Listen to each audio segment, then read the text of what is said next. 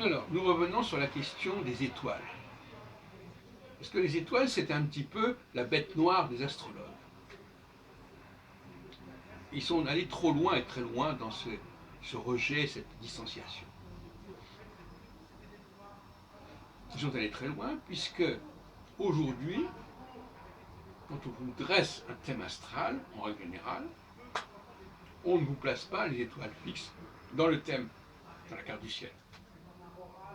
Alors, les astrologues diront, bah oui, je pense que les gens comme Jean-Pierre Nicolas, par exemple, pour qui il serait absolument aberrant d'utiliser l'étoile fixe, en quoi que ce soit. Puisqu'elles n'appartiennent pas au système solaire, donc parler des relations entre des facteurs comme les planètes et les étoiles qui ne sont pas sur le même plan, ça ne fait sens que sur le plan purement d'une astrologie virtuelle, d'un tableau de bord où on ne se préoccuperait pas de la réalité astronomique et des distances astronomiques.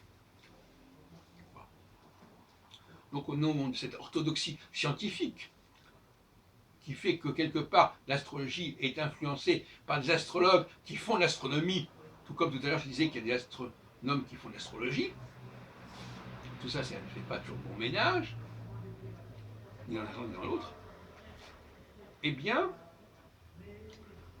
on est arrivé à préférer parler des planètes, même de l'ascendant, l'ascendant, qui n'est ni une planète, ni une étoile, qui est une sorte de point comme ça, qui se calcule lors de la naissance, etc. Donc l'ascendant, c'est la grande victime, quelque part, de cette histoire, cette guerre sur planète, étoile, etc. Encore que, sauf que, le mois ascendant était également désigné sous le nom horoscope, et horoscope, ça comporte le mot scope, qui veut dire voir. Et pour voir, une étoile, ça se voit, un point de rencontre entre différents vecteurs, ça ne se voit pas. Donc là, l'astrologie devenait invisible.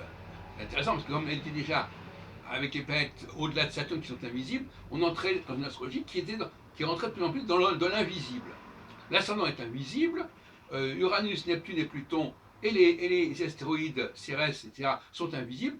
Voilà, donc il y avait une espèce de... Voilà, l'astrologie contemporaine se délectait de l'invisible.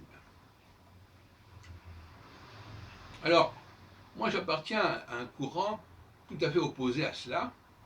Je considère qu'il faut rétablir les étoiles fixes, tout simplement parce que je ne suis pas dans une astrologie astronomique où il faut être en accord avec la réalité astronomique, parce que pour moi, il s'agit d'une instrumentalisation. J'en parlais déjà en 86. Les astres ont été instrumentalisés, donc par conséquent, on les a utilisés pour faire signe, mais en dehors de leur vertu propre. C'est un vaste débat théologique sur lequel je ne reviendrai pas pour l'instant, dont j'ai parlé probablement autrefois. Donc,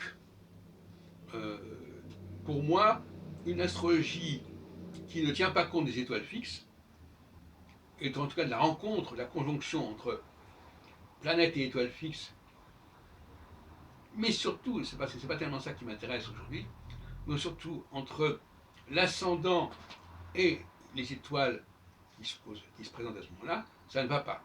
Or, justement, il y a en astrologie hindoue les nakshatras. Les nakshatras, ce sont des astérisques, des amas d'étoiles, si on peut dire. Et il n'y en a pas 12 comme dans les constellations zodiacales, il y en a 27 ou 28. Et puis aussi chez les Égyptiens, les constellations, les amas décanaires. Il y en a 36 parce qu'on a divisé le système de l'écliptique en 36, 3 fois 12.